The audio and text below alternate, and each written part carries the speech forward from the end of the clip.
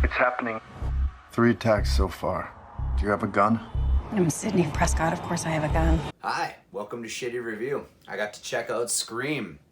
Scream 5. Scream 2022. Scream! Whatever the fuck they call it. It was good. Fucking brutal. Oh, brutal. It pretty much starts out like the original. We got Tara hanging out at her house by herself, gets the phone call, and it's fucking on right from the get-go. Usually always start out with a fucking sweet kill in the beginning. This one, it is fucking brutal, but she makes it, and that's all part of it. Tara is Sam's sister, and those two are going to be pretty much like the main two now. They have a whole new group of people, and a lot of killing to do.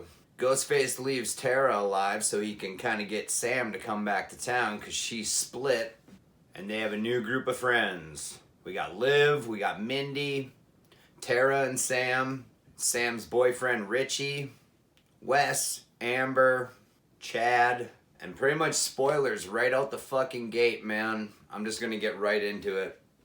Everybody's pretty much related to all the first cast. So you got Randy's, whatever, niece's nephew. Sam turns out to be Billy Loomis's kid, and that's why they need her to get back to town. All this group of friends pretty much starts accusing everybody that they might be the killer, they might be the killer.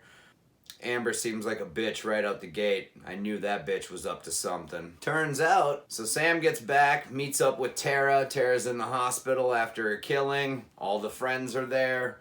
They basically kind of start going at each other. Sam and her boyfriend know that they gotta find somebody from the original.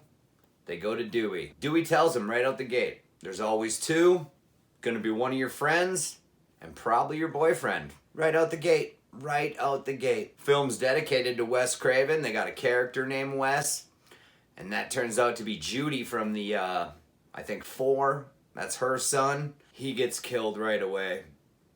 Well, technically, Judy gets her ass killed first, then Wes gets killed, and they build that up really good, and the fucking kill is great. A lot of knives to the throat. All the kills in this movie were fucking brilliant. After the killings start, Dewey lets Sydney know it's happening again. Wouldn't be a Scream movie without Gale Weathers. So they got the whole gang back together. Let's fucking do it. Once Dewey's on board, the games begin. Fuck, man. Dewey's death is rough. I cried. I think I teared up. Really. It's been an emotional week. The killer basically lures them all back to the hospital where Tara's staying. That's when Dewey has a shootout with Ghostface. And it doesn't end well. But fuck is it brutal. Dewey just gets gutted. Oh my god. Fucking hardcore. Sam, Richie, and Tara get out of the hospital. They know they gotta get the fuck out of Dodge. But guess what? They gotta stop at Amber's house first. And guess where Amber lives? At Stu's house. It's all gonna go down right where it began. I thought that was pretty fucking cool. I didn't notice it at first, but yeah. Totally. Amber and the whole gang are having a fucking huge party. Once the crew gets there, they kick everybody out, and it gets down to the main core group. And at this point, I didn't really know who was the killer quite yet. Something about Amber, man, that bitch. The kills in the house are great. Fucking God.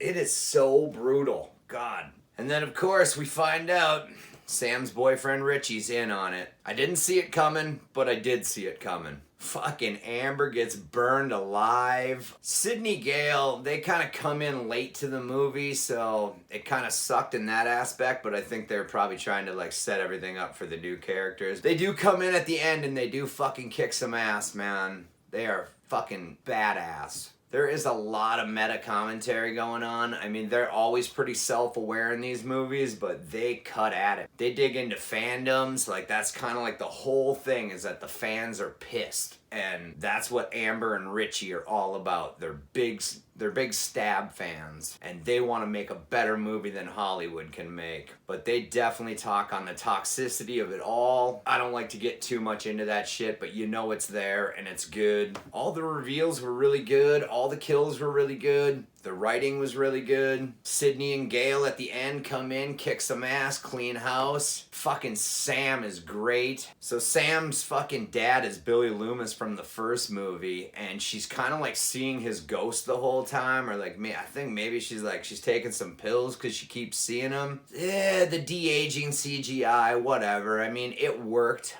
I didn't mind it. Some people probably will. I cannot really complain. There are, a couple things that you could nitpick about, but all in all, fucking great movie, man. I'll give this bad boy 5 out of 5. Most of you all have probably seen the movie. If you haven't, go check it out. I highly recommend it. You won't be disappointed. I mean, I'm sure some people will be disappointed because there's always some asshole. But yeah, good movie. Check it out, dude. Scream 5, right? I don't know anymore. God, this is the hardest fucking review. I'm just not. I'm trying. I'm fucking trying. I think one of my favorite lines is when Richie's like doing some research on the Stab films. He's like, man, shit really went off the rails after the 5th one. I don't know. I laughed. There's so many parts like that in there too. They make a little reference to Kirby from whatever, 3 or 4. They show an episode of Dawson's Creek with the killer from 2. I'm sure there's plenty of Easter eggs, man, and I'm sure Rockstar or somebody will do a way better job than me at it.